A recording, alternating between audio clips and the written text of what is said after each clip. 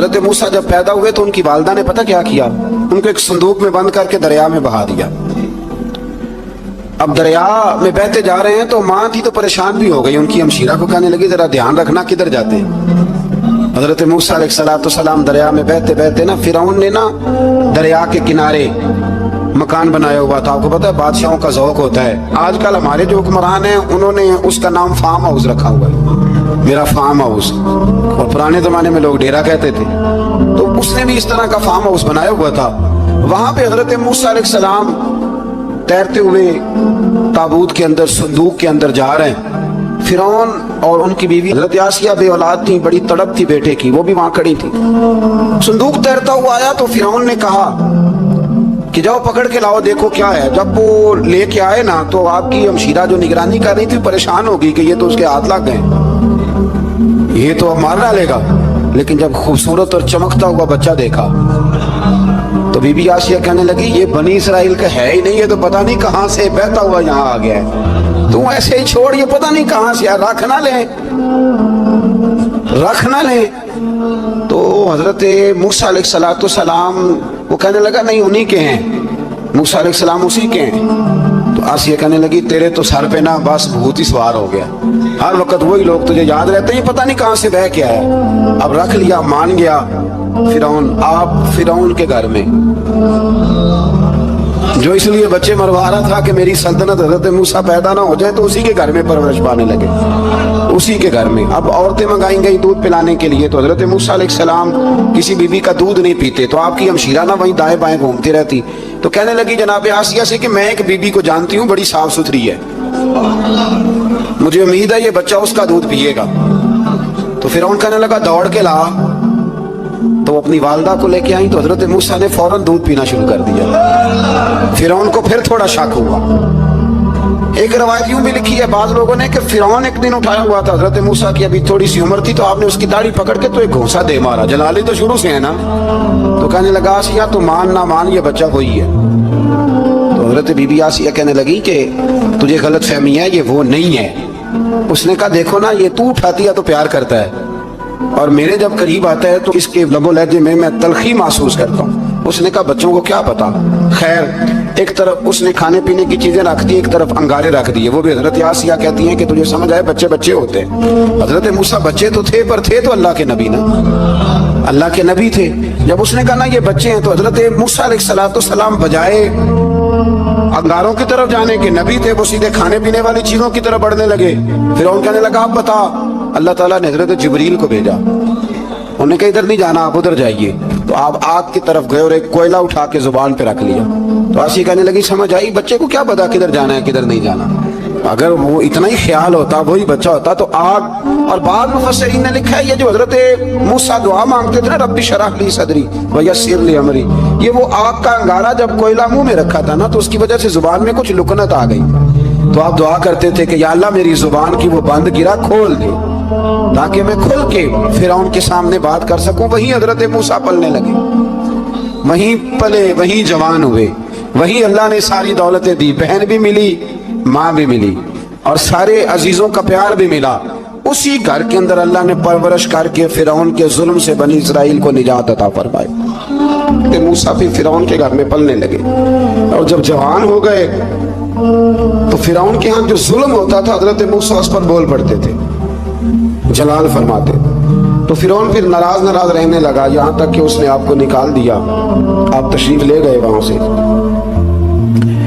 تو حضرت موسیٰ ایک دن شام کے وقت دوبارہ آئے بستی میں، لوگ سوئے ہوئے تھے، تو دو آدمی، ایک بنی اسرائیل میں سے اور ایک فرعون کی اپنی قوم میں سے، وہ دونوں آپس میں جھگڑ رہے تھے، لیکن وہ جو حضرت موسیٰ کی بنی اسرائیل کی قوم کا شخص تھا اس پر وہ قبطی، وہ جو فرعون کے قریبی لوگوں میں سے تھا، وہ ظلم کر رہا تھا اور بوجھ اٹھانے کی بات کر رہا تھا۔ اب اس نے حضرت موسیٰ کو پکارا کہ یہ دیکھے میرے ساتھ کس طرح کی بات کر رہا ہے، تو حضرت موسیٰ کا ارادہ بھی نہیں تھا، آپ نے بس اس کو سمجھایا، پر کچھ لوگوں کو سمجھ، تو حضرت موسیٰ نے پھر ایک مکہ مارا، ایک گھونسا مارا، صرف ایک ہی۔ یہ کئی تگڑے اور دلیر اس طرح کے بھی ہوتے ہیں کہ گھونسا ایک بھی برداشت نہیں کرتے، وہ ایک مارا، آدمی دھڑام سے زمین پہ گرا اور ماری گیا۔ حضرت موسیٰ کا ارادہ نہیں تھا لیکن وہ مر گیا۔ حضرت موسیٰ علیہ السلام نے اس بات پر اپنے رب سے استغفار بھی فرمائی. قرآن کہتا ہے کہ انہوں نے معافی چاہی کہ اللہ میرا ارادہ نہیں تھا. بہرحال اگلے دن نا حضرت موسیٰ دوبارہ آئے. وہ سنا کرتے تھے نا ہم کہ بیوقوف دوست سے عقل مند دشمن بہتر ہوتا ہے. وہ کم از کم دشمنی تو عقل مندی سے کرتا ہے نا, لیکن جو بیوقوف دوست ہو بیوقوف. حضرت موسیٰ دوبارہ آئے تو وہ بنی اسرائیلی اگلے دن کسی اور سے جھگڑا کر رہا تھا. پھر اس نے مدد کے لیے پکارا تو حضرت موسیٰ کہنے لگے مجھے لگتا یہ ہے کہ تیری عادت ہے, تو خود بڑا جھگڑالو ہے, تو نے روز نیا جھگڑا شروع کیا ہوتا ہے. حضرت موسیٰ جب اس کی طرف بڑھے نہ ڈانٹنے کے لیے تو اس نے شور کرنا شروع کر دیا. کہنے لگتا ہے جس طرح آپ نے اسے کل قتل کیا تھا مجھے بھی قتل ہی کریں گے. یہ انسانوں کا مزاج ہے کہ آپ جب تک کسی کے طبیعت کے مطابق چلیں گے وہ راضی رہتا ہے, اور ذرا آپ اس کی طبیعت سے ہٹتے ہیں تو وہ شور کرتا ہے. اس نے کہا جی آپ مجھے بھی لگتا ہے ماریں گے. حضرت موسیٰ کلیم اللہ علی نبینا علیہ السلام کے بارے میں جب اس نے شور کیا تو بات پھر فرعون کے دربار تک گئی. وہ تو پہلے ہی بہانہ تلاش کر رہا تھا. اس نے کہا ڈھونڈو پکڑو اور معاذ اللہ شہید کریں گے. کسی نے آ کے خبر دی کہ آپ جہاں سے ہجرت کر جائیں, اس لیے کہ آپ کے لیے یہاں حالات درست. اور بھائی یہ چھوڑ دیا کریں بات کہ فلاں آدمی کے حق میں فلاں جگہ حالات کیسے خراب ہوئے, تو نبی کریم علیہ السلام مکہ چھوڑ کے کیوں آئے؟ حضرت موسیٰ علیہ السلام نے ہجرت کیوں فرمائی؟ یہ ایک ایسی عجیب بحث ہے جس کو لوگ بلا وجہ چھوڑ دیتے, بلا وجہ چھیڑ دیتے ہیں. اور بالخصوص ایک خاتون نے ایک دفعہ مجھے پیغام دیا تو میں بڑی اس کی بات سن کے مجھے عجیب لگا. وہ کہنے لگی کہ دوسری جگہ میری شادی ہوئی ہے, مجھے طلاق ہو گئی تھی, تو مجھے ایک تانا روز سننے کو ملتا ہے تو اتنی اچھی ہوتی تو وہاں نہ رہ لیتی. تو بھئی یہ کوئی تانے والی بات ہے؟ کوئی ضروری ہے کہ بیوی غلط ہوتی ہے تو طلاق ہوتی ہے؟ اللہ کے محبوب علیہ السلام کی 2 صاحبزادیوں کو ابو لہب کے 2 بیٹوں نے طلاق بھیج دی تھی. کس کی غلطی تھی؟ تو آپ کیا کہہ سکتے ہیں یہاں کیوں طلاق؟ تو اتنی جلدی بات تھوڑی کر دیں گے آپ, تھوڑی احتیاط فرمائیں بولنے میں. تو حضرت موسیٰ علیہ السلام وہاں سے نکلے اور آپ مدین کی طرف چلے گئے. مدین وہ علاقہ تھا جہاں فرعون کی حکومت کوئی نہیں تھی. حضرت موسیٰ جیسے وہاں پہنچے تو ان کے اندر ایک جذبہ تھا, ظلم ہوتا نہیں دیکھ سکتے. جب وہاں پہنچے تو انہوں نے دیکھا لوگ اپنے اپنے جانوروں کو گھاٹ پہ پانی پلا رہے ہیں, اور 2 خواتین ہیں وہ بالکل پیچھے کھڑی ہیں. تو حضرت موسیٰ کلیم آگے بڑھ کے کہنے لگے تم کیوں نہیں پانی پلاتی؟ تو وہ کہنے لگی ہمارا بھائی کوئی نہیں, باپ ہمارا بوڑھا ہے. اللہ اکبر. مجبوری یہ ہے, ہم ہیں بھی پردہ دار گھرانے کی, مجبوری ہماری یہ ہے کہ جب تک یہ سارے لوگ پانی پلا نہیں لیں گے اتنی دیر تک ہماری باری نہیں آئے گی. تو حضرت موسیٰ کلیم اللہ علیہ السلام فرمانے لگے اچھا یہ بات ہے تو جانور مجھے دو.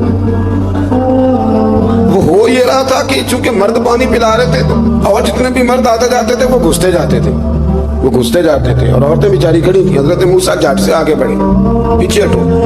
ان 2 خواتین پاک باز عورتوں کے جانوروں کو پانی پلایا, اور پھر آپ دوبارہ وہیں بیٹھ گئے. وہ بیویاں جلدی جلدی گھر گئیں, جا کے اپنے والد سے کہنے لگی ابا جی کمال ہو گیا, اس بستی میں ایک ایسا آدمی ملا ہے جو عورتوں کی طرف دیکھتا ہے تو نیکی کرنے کے لیے آگے بڑھتا ہے, جو مجبور اور بے کس کے لیے اچھے جذبات رکھتا ہے. فرمایا جلدی لاؤ. کچھ مفسرین اور طرف بھی گئے ہیں لیکن جمہور نے لکھا ہے کہ وہ حضرت شعیب علیہ السلام تھے. حضرت شعیب نے گھر بلایا, اپنی ایک بیٹی کو بھیجا, فرمایا بیٹے بلا کے لاؤ.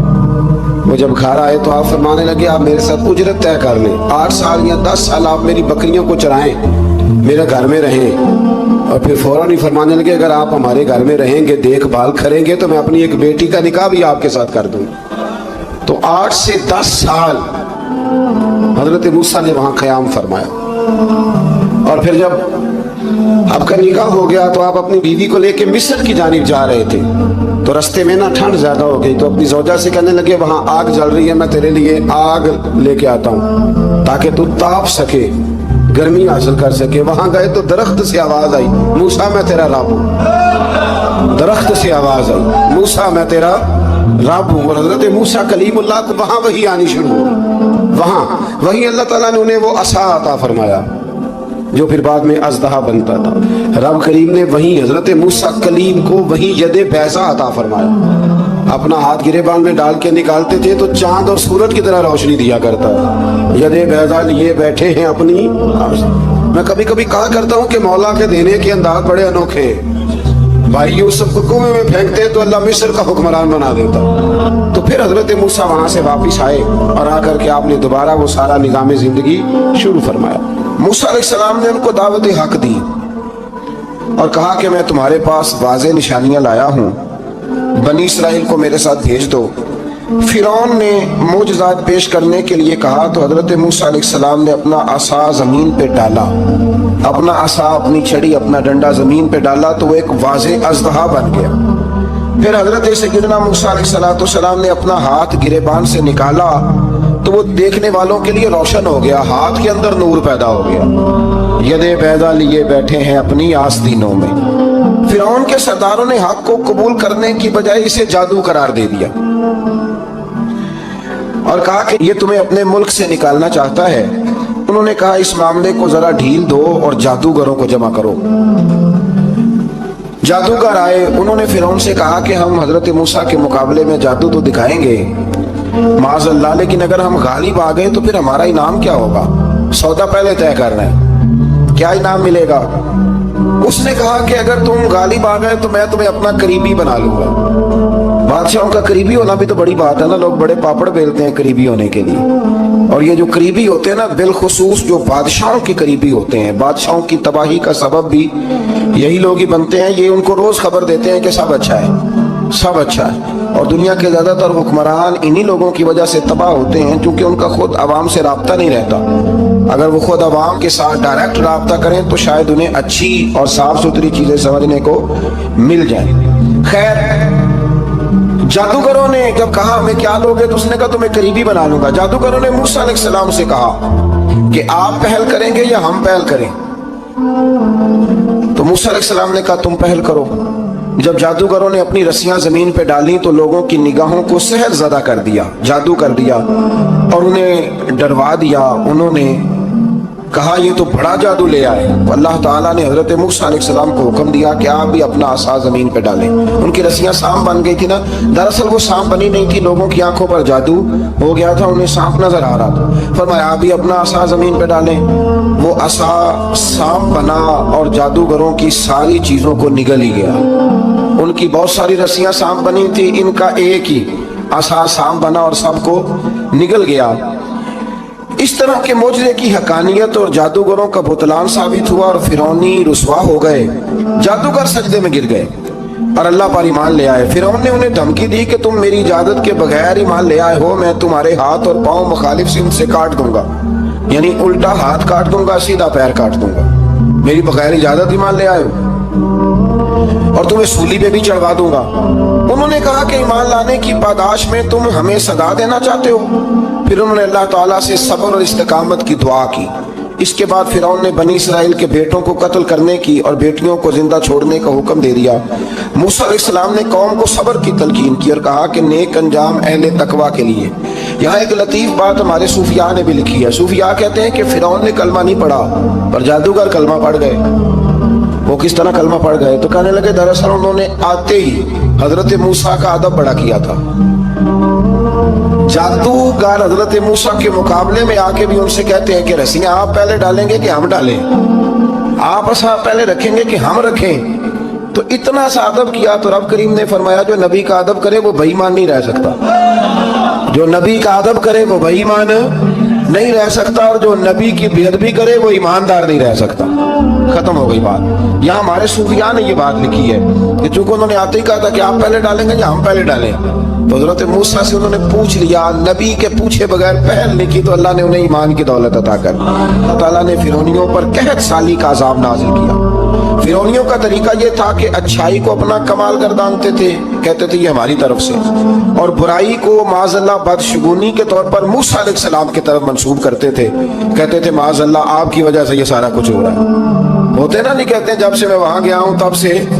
हमारे बुजुर्ग एक लतीफा भी सुनाया करते थे कि किसी जिमीदार ने नमाज पढ़नी शुरू की थी तो उसके जानवर मरने शुरू हो गए। अब लोग समझते हैं कि माज़अल्लाह शायद ये किसी बुजुर्ग के सबब से ऐसा है, हालांकि ये तो अल्लाह की तरफ से आजमाइश होती है, उसकी हिकमतें होती। अल्लाह तबारक व तआला ने उन पर आज़ाब क्या नाजिल किया।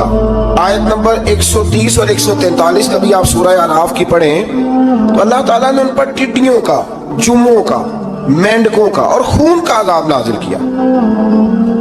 یہ کس قسم کا عذاب ہے؟ جمعے پڑ گئے، ٹڈیاں آ گئی، یہ اللہ نے عذاب نازل کیا۔ جب وہ عذاب میں مبتلا ہوئے تو موسیٰ علیہ السلام سے کہا کہ آپ اللہ سے دعا کریں کہ ہم سے یہ عذاب ٹل جائے، اگر ایسا ہوا تو ہم ایمان لے آئیں گے، بنی اسرائیل کو بھی آزاد کر دیں گے۔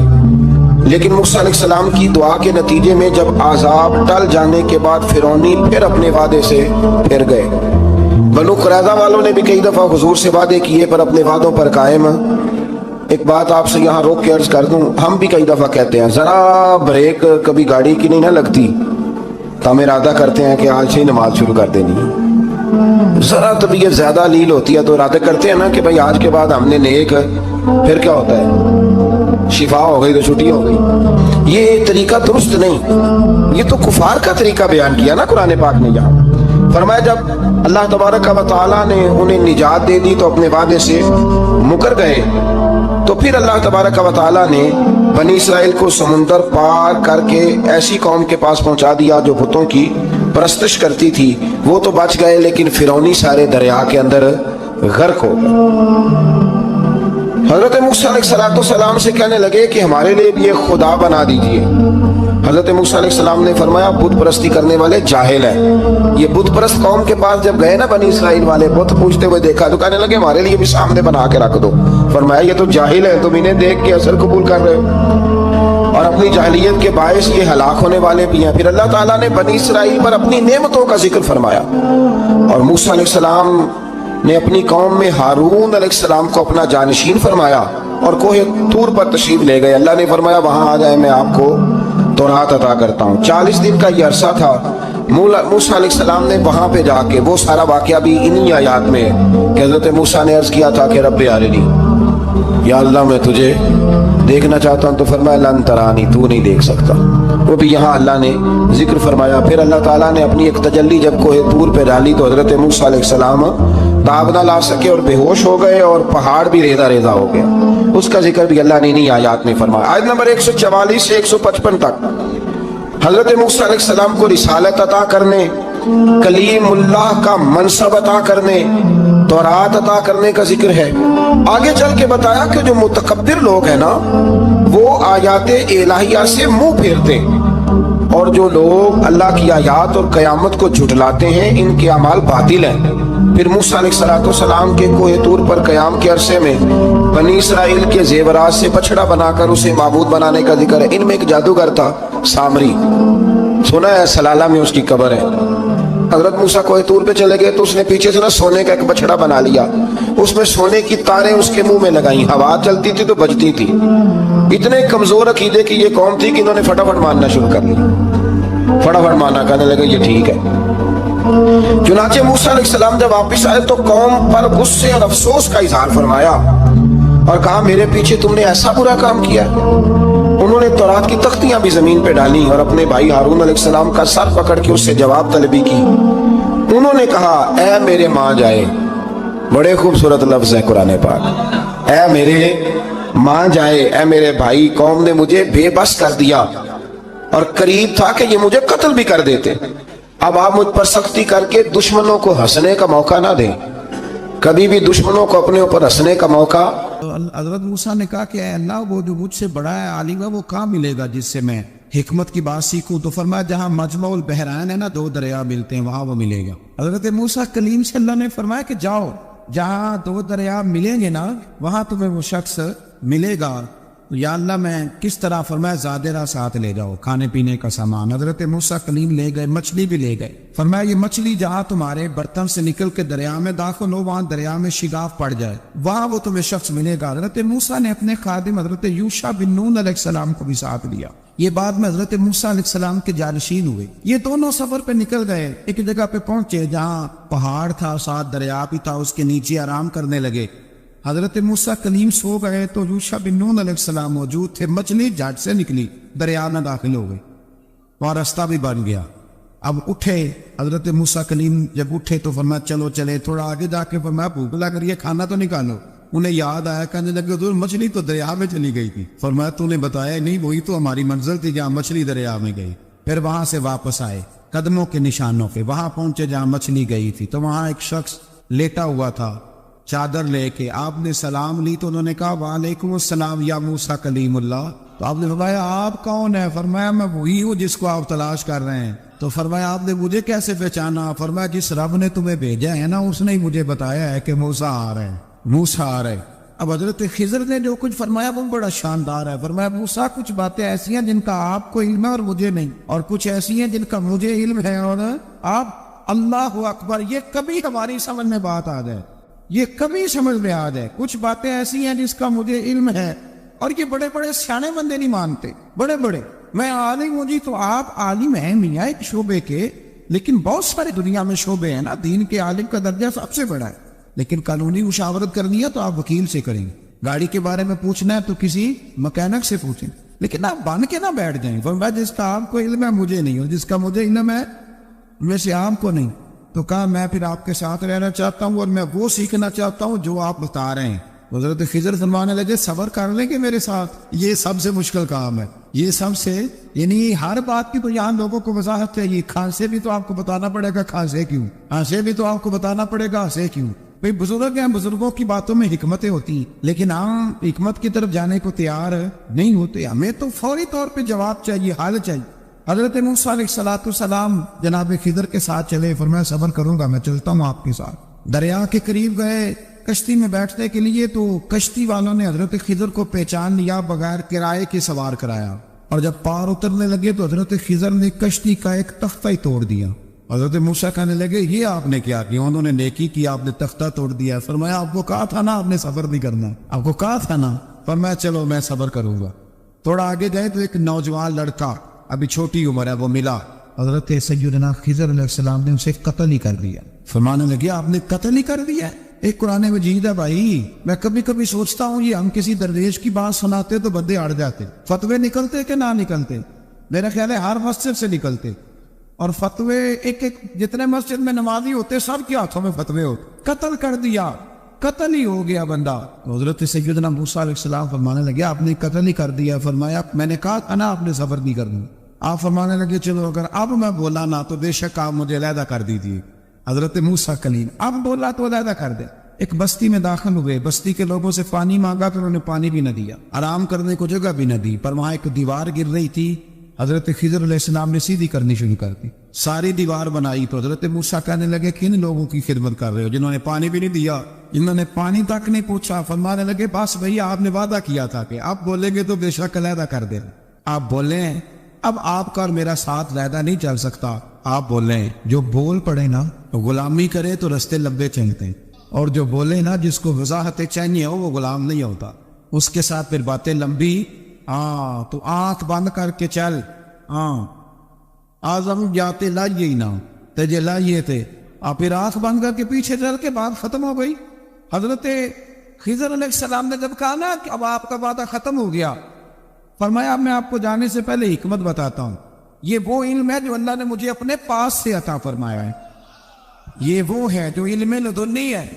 کہا جناب کیا مطلب؟ فرمایا وہ جو میں نے تختہ توڑا تھا نا، تو یہ مسکین بچے ہیں جن کی کشتی تھی، تو دریا کے اس پار بادشاہ کھڑا تھا، وہ جو صحیح صحیح کشتیاں ہوتی تھی قبضے کر لیتا تھا، اور جو تھوڑی سی ٹوٹی پھوٹی ہوتی تھی نا وہ چھوڑ دیا کرتا تھا. تو میں نے تھوڑی سی کشتی ان کی اس لیے توڑ دی ہے تاکہ دیکھے گا تو چھوڑ دے گا، اس لیے میں نے بھلا کیا ہے. اور فرمایا وہ جو بچہ میں نے قتل کیا نا وہ شروع سے ہی کفر کا دین دادا تھا، اس کے ماں باپ نیک تھے. اگر بڑا ہوتا جوان ہوتا تو ہو سکتا ہے ماں باپ کو بھی کفر میں مبتلا کر دے. اب اس کے بدلے اللہ انہیں صالح بیٹا عطا فرمائے. تو یہ بھی میں نے اللہ کے دیے ہوئے علم سے کیا. اور فرمایا یہ جو دیوار میں نے نبیوں کے یا ولیوں کے مزدوری کر کے دیوار بنائی ہے نا، اللہ اکبر. فرمایا یہ دیوار عام لوگوں کی نہیں، یہ یتیم بچوں کا خزانہ ہے دیوار کے نیچے. یہ گر جاتی تو خزانہ ظاہر ہو جاتا، اور بچائی اس لیے ہے کہ وَكَانَ أَبُوهُمَا صَالِحًا، ان بچوں کا باپ نیک آدمی تھا. ان کا باپ قاضی ثناء اللہ صاحب پانی پتی فرماتے ہیں ڈائریکٹ باپ نہیں تھا، 7ویں نسل میں جا کے باپ بنتا تھا. سن لے یہ بھی بات، ایک بندہ نیک ہو تو اس کی 7 نسلوں تک رب خزانوں کی بھی حفاظت فرماتا ہے. اب آپ اندازہ فرمائیں کہ بات کتنی دور تک جاتی ہے. بزرگوں کی باتوں میں نا حکمتیں ہوتی ہیں، دانائیاں ہوتی ہیں. یہ طریقت کے جو لوگ ہوتے ہیں انہیں سبق یہ دیا جاتا ہے کہ آمنا و صدقنا، ماننا ہے اور تصدیق کرنی. آپ خوبصورت زندگی بنائیں، اپنے آپ کو آگے لے کر کے جانے کی کوشش کریں۔ اور اللہ تو بندے کے گمان کے قریب ہے، جس طرح کا انسان ذہن بناتا ہے رب کریم اتنا ہی اس بندے پہ فضل کرتا ہے۔ اچھی امیدیں وابستہ کریں، خوب محنت کریں، خوب، مطلب یہ کہ سست پڑنا، اٹھتا ہوں، چلتا ہوں، دیکھتا ہوں، کرتا ہوں، کوئی ہو ہی جائے گا، کوئی پہنچ ہی جائے گا، یہ کمزور لوگوں کی علامت، یہ کمزور لوگوں کی۔ حضرت حسن بصری رحمۃ اللہ علیہ ایک مثال دے کے بڑی بات کو خوبصورت کرتے ہیں، کہتے ہیں کہ نوجوان مجھے ملا تو کہنے لگا حضرت جی آج میں نے عجیب نظارہ دیکھا ہے کہ ایک شیر نے شکار کیا ہے ایک بکری کا، تو اس نے کافی سارا خود کھایا اور باقی منہ میں پکڑ کے ایک پہاڑی پہ چڑھا ہے، وہاں ایک نابینا لومڑی بیٹھی تھی، باقی کا اس نے اس کو کھلایا ہے شکار۔ تو میں سوچتا ہوں رب کریم تو بندہ نابینا بھی ہو، گھر میں بھی بیٹھا ہو تو اس کو رزق پہنچا ہی دیتا ہے۔ تو خواجہ حسن بصری رحمۃ اللہ علیہ مسکرا پڑے، کہنے لگے میاں تم نے لومڑی بننے کا پروگرام بنایا، شیر بننے کا کیوں نہیں بنایا؟ تم نے یہ ذہن بنایا کہ گھر میں نابینا بن کے بھی کوئی بیٹھ جائے تو روٹی پہنچ جاتی ہے، تو یہ ذہن کیوں نہیں بنایا کہ شیر بنتا ہوں، شکار کرتا ہوں، کھاتا بھی ہوں، کھلاتا بھی ہوں۔ جدوجہد کریں، محنت کریں، آگے بڑھیں، ہمت کریں۔ میرے رسول کریم صلی اللہ تعالیٰ علیہ وآلہ وسلم کے صحابی حضرت سیدنا کعب رضی اللہ تعالیٰ عنہ ارشاد فرماتے ہیں کہ ایک شخص نبی پاک صلی اللہ علیہ وسلم کے سامنے سے گزرا، تو صحابہ کرام علیہم رضوان نے اس کی چستی دیکھ کر، بڑا چست نوجوان تھا، بڑا تیز چل رہا تھا، اس کی چستی دیکھ کے صحابہ نے کہا کاش اس کی چستی اللہ کے راستے میں ہوتی، یعنی عبادت میں لگا ہوا ہوتا یا جہاد میں لگا ہوا ہوتا، کاش اس کی چستی اللہ کے راستے میں ہوتی۔ تو نبی پاک صلی اللہ تعالیٰ علیہ وسلم نے فرمایا اگر یہ اپنے چھوٹے بچوں کی ضروریات پوری کرنے نکلا ہوا تو پھر بھی یہ اللہ کے راستے میں ہی ہے، اور فرمایا اگر یہ شخص اپنے بوڑھے والدین کی خدمت کے لیے نکلا ہوا ہے پھر بھی اللہ ہی کے راستے میں ہے، یعنی اگر رزق کما کے بچوں کا پیٹ پالتا ہے پھر بھی رب ہی کا راستہ ہے، اور اگر یہ رزق کما کے بوڑھے ماں باپ کی خدمت کرتا ہے تو یہ راستہ بھی اللہ ہی کا راستہ ہے۔ اور نبی پاک صلی اللہ تعالیٰ علیہ وسلم نے فرمایا اگر یہ اپنے آپ کو سوال سے بچانے کے لیے یہ کام کر رہا ہے، یعنی مجھے کسی کے آگے ہاتھ نہ پھیلانا پڑے، تو پھر بھی یہ اللہ ہی کے راستے میں ہے۔ ہاں اگر یہ ریاکاری کے طور پر، فخر کے طور پر یہ کام کر رہا ہے تو پھر یہ شیطان کی راہ میں۔ اگر صرف اس لیے مال جمع کر رہا ہے کہ میں ذرا لوگوں کو پتہ چل جائے بڑا مالدار ہوں، میرا بعض لوگوں کے اوپر ذہن ہوتا ہے آگے بڑھنے کا، شوق ہوتا ہے بلا وجہ چیزوں کو جمع کرنے کا، فخر بتانے کا، ریاکاری کرنے کا، فرمایا اگر ریاکاری کے ارادے سے ہے تو پھر یہ شیطان کے راستے میں ہے، اور اگر یہ بوڑھے ماں باپ کے لیے رزق کما رہا ہے، چھوٹے بچوں کے لیے کما رہا ہے، اپنے آپ کو سوال سے بچانے کے لیے کما رہا ہے تو پھر یہ اللہ ہی کے راستے میں، پھر یہ جہاد ہی کر رہا ہے، پھر یہ عبادت ہی میں مشغول ہے، یہ اللہ ہی کے راستے میں۔ رسول کریم صلی اللہ تعالیٰ علیہ وسلم نے جو سبق ہمیں پڑھایا وہ صرف یہ ہے کہ رزق کماتے وقت تمہاری نیت کا اعتبار ہے، تمہارا ارادہ کیا تھا رزق کماتے وقت، ارادہ کیا تھا؟ بہت بڑے بنگلے بنانے کا ارادہ تھا، جائیدادیں جمع کرنے کا ارادہ تھا، بعض رشتہ داروں کو نیچا دکھانے کا ارادہ تھا، بلا وجہ ڈینگے مارنے کا اور اونچی اونچی باتیں کرنے کا ارادہ تھا، یا تمہارا ارادہ یہ تھا کہ حلال آ جائے تاکہ میں سوال سے بچ جاؤں، تاکہ مجھے کسی کے سامنے ہاتھ نہ پھیلانا پڑے؟ یہ حدیث ہمیں صحیح بخاری میں ملتی ہے، نبی پاک صلی اللہ تعالیٰ علیہ وسلم نے فرمایا بے شک مال بڑا سرسبز ہے اور بڑا میٹھا ہے، فرمایا جس نے اچھی نیت کے ساتھ مال حاصل کیا بڑا میٹھا ہے، بڑا سرسبز ہے، اور جس نے اچھی نیت کے ساتھ حاصل کیا اللہ اسے برکت عطا کر دے گا، تھوڑے پیسوں میں برکت ہو جائے گی، تھوڑے میں بھی، کئی دفعہ تھوڑے پیسے ہوں گے پر ختم نہیں ہوں گے، ان میں برکت ہو جائے گی، نیت اگر ٹھیک ہے۔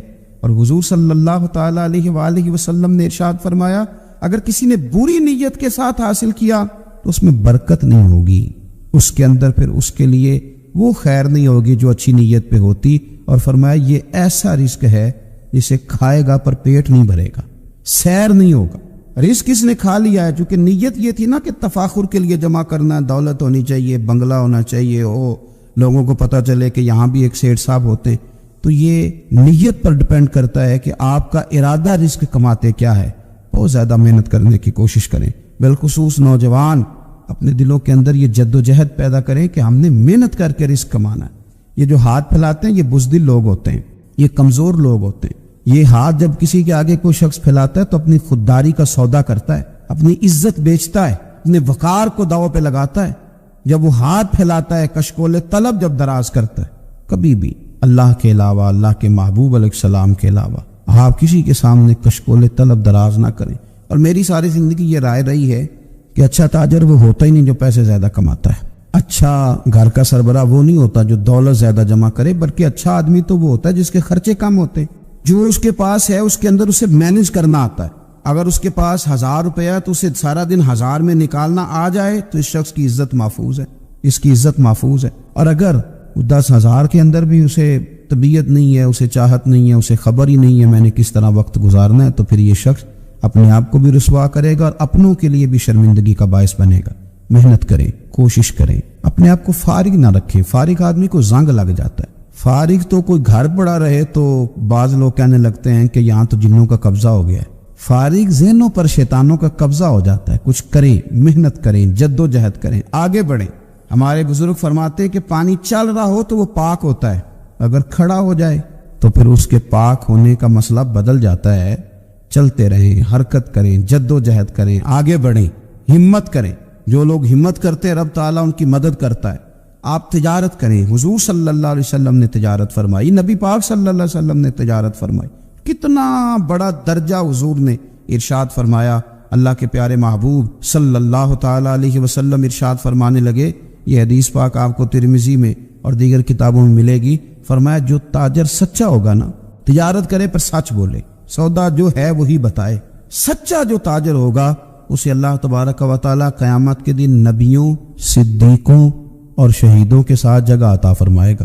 اور یہ اتنا بڑا درجہ، یعنی اسے صدیقین کے ساتھ کھڑا کر دیا، شہداء کے ساتھ، حالانکہ یہ شہید نہیں ہوا، یہ تو دکان کرتا رہا وقت پہ، اللہ نے اسے اپنے انبیاء کے ساتھ جگہ دے دی۔ اس کا مطلب ہے رب صرف مسجد میں نہیں ملتا، دکان پہ بھی مل جاتا ہے۔ شرط یہ ہے کہ دیانتداری کے ساتھ تجارت کی جائے، دیانتداری کے ساتھ۔ ایک تو یہ کہ یہ کام کرے، پھر یہ کہ بہت سارے صحابہ کھیتی باڑی کرتے تھے، بہت سارے صحابہ، اور حضور صلی اللہ تعالی علیہ وسلم نے فرمایا اگر تم نے کوئی درخت لگایا، پودا لگایا، تو جو بھی جاندار اس سے نفع حاصل کرے گا اللہ تمہیں اس کا اجر عطا کرے گا۔ کوئی بھی آپ کھیتی باڑی کریں، محنت کریں، جد و جہد کریں، پھر اس سے آگے ہاتھ سے مزدوری کرنا ہے، ہاتھ سے مزدوری۔ میرے دادا جان کا انتقال، ان کی عمر 90 سال سے زیادہ تھی جب وہ دنیا سے گئے تھے۔ تو آخری دن غسل کے بعد جب میں نے ان کے ہاتھ کو کھولا تھا تو تب بھی ان کے ہاتھوں پر محنت کے نشان تھے، ابھی بھی ان کے ہاتھوں پہ چھالے تھے۔ وہ جو پکے پڑ گئے تھے نا، وہ ساری زندگی رہے میرے والد صاحب کے ہاتھوں پہ ہمیشہ، کیونکہ دامان توکل کی یہ خوبی ہے کہ اس پر پیوند لگے ہوتے پر دھبے نہیں ہوتے۔ محنت آپ کریں، محنت کے نشان ہونے چاہیے، کرپشن کے داغ نہیں ہونے چاہیے۔ آپ تھک جائیں کام کرتے، لیکن میرے بھائی اس طرح نہ ہو کہ لوگ، میں نے کئی دفعہ کہا ہے کہ روب کپڑوں کا نہیں ہوتا، روب تو کردار کا ہوتا ہے۔ کروڑوں روپے کا آپ مکان بنا لیں، گاڑی خرید لیں، لیکن آپ کا پیسہ کرپشن کا ہے تو لوگ دروازے کے سامنے کھڑے ہو کے کہتے ہیں 2 نمبر طریقے سے کمایا۔ لیکن چھوٹا سا کوئی ملازم ہو کسی دفتر میں، ہو دیانتدار، تو لوگ دروازے کے سامنے بڑا افسر بھی کھڑا ہو کے کہتا ہے یار یہ بندہ نہ رشوت لیتا ہے نہ ناجائز سفارش سنتا ہے، اس سے ذرا احتیاط سے بات کرنی ہے۔ تو بتلائیے روب کپڑوں کا ہے کہ کردار کا ہے، دولت کا ہے کہ کردار کا ہے؟ کردار کی عظمت ہوتی ہے۔ اس لیے میرے نبی پاک صلی اللہ تعالی علیہ وسلم نے فرمایا کسی بندے نے بھی، یہ بخاری ہے، حضور فرماتے ہیں کسی نے بھی اپنے ہاتھ سے زیادہ بہتر کھانا کوئی نہیں کھایا، اپنے ہاتھ کی کمائی سے زیادہ بہتر کسی بندے نے کھانا نہیں کھایا۔ اور فرمایا اللہ کے نبی حضرت داؤد علیہ السلام اپنے ہاتھوں سے کمائی کر کے کھایا کرتے تھے، اپنے ہاتھوں سے محنت کر کے کھاتے تھے۔ سب سے بہترین کھانا آپ وہ کھاتے ہیں جو آپ اپنے ہاتھوں سے محنت کرتے ہیں، مشقت کرتے ہیں، آپ کوشش کر کے جو کھانا آپ محنت کر کے کماتے ہیں۔ یہ مزدور بڑے شاندار لوگ ہوتے ہیں، یہ کسان بڑے شاندار لوگ ہوتے ہیں۔ میں نے دیکھا ہے رات کی تنہائیوں میں اٹھ کے کھیتوں کو پانی لگاتے، میں نے ان کو جانوروں سے پیار کرتے دیکھا ہے، ان کو محبت کرتے دیکھا ہے۔ میں نے دیکھا ہے کہ یہ بہت سارے دنیاوی تکلفات سے نکل جاتے ہیں، ان کو زیادہ فکر نہیں رہتی کہ میرے کپڑوں پہ دھبے ہیں کہ یہاں کس طرح کا ماحول ہے۔ میں نے دیکھا ہے کہ ان کی عیدیں تک اپنے جانوروں کے ساتھ گزرتی ہیں، ان کے ساتھ وقت گزارتے ہیں، پیار کرتے ہیں۔ آپ جب محنت کا ارادہ کرتے ہیں تو اللہ بڑا نوازتا ہے۔ اپنی زندگی محنت والی، جد و جہد والی بنائیں۔ اور یاد رکھیں ہماری سوسائٹی کے اندر اتنے زیادہ غم نہیں ہیں، سب سے زیادہ پریشانی یہ ہے کہ جوان سست ہو گئے۔ علامہ اقبال نے کہا تھا لہو مجھ کو رلاتی ہے جوانوں کی تن آسانی۔ جوان اصل میں کمزور ہو گئے، اس لیے خرابی زیادہ بڑھ گئی۔ اگر جوان تازہ دم ہو، سستی کو چھوڑیں، آگے بڑھنے کا جذبہ پیدا کریں۔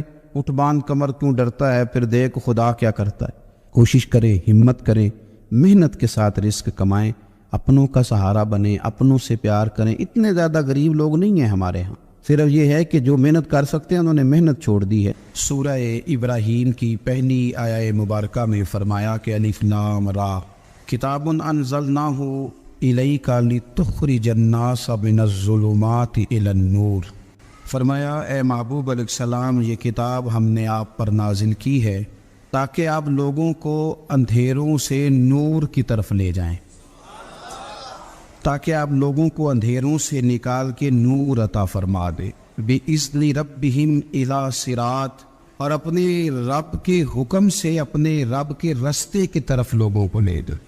العزیز الحمید، وہ رب جو بڑا غالب بھی ہے اور جو حمد کیا گیا ہے، اس کی حمد کی جاتی، اس کے رستے کی طرف آپ لوگوں کو لے جائیں. من الظلمات الی النور، لوگوں کو اندھیروں سے نکالے اور ظلمات سے نکال کے انہیں نور دے. ہمارے مفسرین کرام نے یہاں لکھا ہے کہ یہ دیکھ لیں کہ قرآن مجید نے ظلمات، اندھیرے جب بیان کیے تو جمع کا صیغہ استعمال کیا، اور جب الی النور کہا تو واحد کا صیغہ استعمال کیا. ظلمات زیادہ ہیں اور نور ایک ہے، اندھیرے زیادہ ہیں اور روشنی ایک ہے. معنی کیا ہے کہ کائنات میں جتنے بھی اندھیرے ہیں ان سب سے دور کرنے والی روشنی ایک ہی ہے جو مدینے والے رسول کے پاس موجود، جو نبی پاک صلی اللہ علیہ وسلم کی بارگاہ میں موجود ہے، جو حضور کے پاس موجود ہے. یہ روشنی ایک ہی ہے. اندھیرے بے شمار ہیں، کثرت سے اندھیرے ہیں. ایک اندھیرا کفر کا ہے، ایک اندھیرا نفاق کا ہے، ایک اندھیرا جہالت کا ہے، ایک اندھیرا غربت کا ہے، ایک اندھیرا تنہائی کا ہے، ایک اندھیرا مایوسی کا ہے. یہ سارے اندھیرے نکلیں گے کیسے؟ جب ہم کسی اور سے روشنی نہیں لیں گے، روشنی لیں گے رسول پاک کی بارگاہ سے. اعلیٰ حضرت فاضل بریلوی رحمۃ اللہ تعالیٰ علیہ نے ایک بات یہاں بیان فرمائی ہے، وہ بڑی عجیب اور بڑی انوکھی ہے. اعلیٰ حضرت فرماتے ہیں کہیں اور سے تم روشنی لو گے نا تو یہ پہر دو پہر رہے گی. یہ جتنی چاندنی، جتنی روشنی ہے، یہ ڈھل جاتی ہے، ڈھل رہی ہوتی ہے. یہ چاند کی جو چاندنی ہے نا، یہ ڈھلتی ہے، پورے عروج پہ جاتا ہے، پھر کم ہوتا ہے، پھر کم ہوتا ہے، پھر کم ہوتا ہے، پھر کم ہوتا ہے. فرماتے ایک روشنی ایسی ہے جو کبھی کم نہیں ہوتی، اور اس روشنی کا نام نور مصطفیٰ ہے صلی اللہ تعالیٰ علیہ وسلم. فرمانے لگے ماہ مدینہ اپنی تجلی عطا کریں، اے ماہ مدینہ اپنے تجلی عطا کرے. یہ ڈھلتی چاندنی تو پہر دو پہر کی ہے، یہ جو ہمارے پاس چاند کی چاندنی ہے یہ تو ڈھل رہی ہے، پہر دو پہر رہے گی. اے ماہ مدینہ آپ اپنی تجلی عطا. یا رسول اللہ، ایک اندھیرے سے نکلیں گے، دوسرے میں گم ہو جائیں گے، دوسرے سے نکلیں گے تو پتہ نہیں کون سا رستہ ملے گا. آپ مہربانی کریں، اے ماہ مدینہ ہمیں اپنی تجلی عطا کرے، آپ اپنا کرم فرمائیں. اندھیرے بہت سارے، نور ایک ہی ہے، نور ایک ہی ہے، اور اس نور کا نام محمد مصطفیٰ ہے صلی اللہ تعالیٰ علیہ وسلم. نور ایک ہے. میرے عزیز، آپ جتنا مرضی بھاگ لیں، جتنا مرضی دوڑ لیں، جتنی مرضی آپ ترقی کر لیں، پڑھ لیں، جو مرضی کر لیں، اندھیرے پیچھا نہیں چھوڑتے. اس لیے کہ یہ اندھیرے گہرے ہیں، ان کے مختلف روپ ہیں، ان کے مختلف رنگ ہیں، یہ مختلف طرح کے اندھیرے ہیں. یہ آپ کا پیچھا تب چھوڑیں گے جب آپ نور مصطفیٰ سے روشنی حاصل کریں. میرے رسول پاک صلی اللہ علیہ وسلم نے ہمیں روشنی دی ہے. میلاد والے محبوب صلی اللہ تعالیٰ علیہ وسلم نے ہمیں نور دیا ہے، اور ہر موقع پر روشنی دی ہے. ہر موقع پر کسی ایک موضوع پر آپ رسول پاک صلی اللہ تعالیٰ علیہ وسلم کی کسی ایک موقع پر آپ حضور کی تعلیمات حاصل کرنا چاہیں گے تو درجنوں حدیثیں ملیں گی. آپ کو سینکڑوں کے لحاظ سے اشارے اور تعلیمات ملیں گی، ہر چیز آپ کو میسر آئے گی اور آپ کو لطف آئے گا. میں کل ایک بزرگ کی بات سن رہا تھا، مجھے بڑا مزہ آیا. وہ حدیث پاک بیان کر رہے تھے کہ نبی پاک صلی اللہ علیہ وسلم نے فرمایا کہ میں اور یتیم کو پالنے والا قیامت کے دن اس طرح ہوں گے جس طرح یہ دو انگلیاں جڑی ہوئی. تو فرمانے لگے دیکھ لو، میرے نبی پاک کے لفظ بھی محفوظ ہے اور میرے نبی کے اشارے بھی کتابوں پہ محفوظ ہیں. یعنی حضور نے دو انگلیوں کا اشارہ کیا تھا تو ہر محدث نے وہ نوٹ کیا ہے.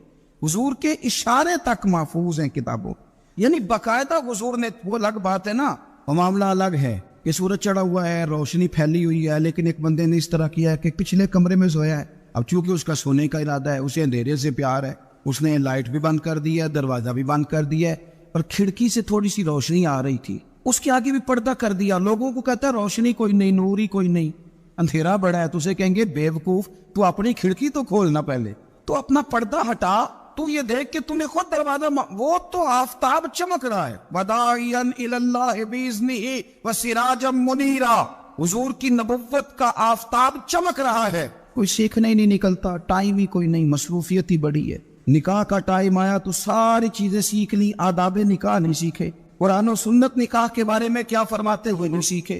سارے لوگ لگے ہوئے ہیں ڈیوٹی کرنے، شادی آ گئی، شادی آ گئی، کپڑے بنا لو، لیکن جو میاں بیوی کے حقوق تھے وہ نہیں سیکھے کسی سے جا کے، تو شادی کے چوتھے دن ہی لڑائی شروع ہو گئی۔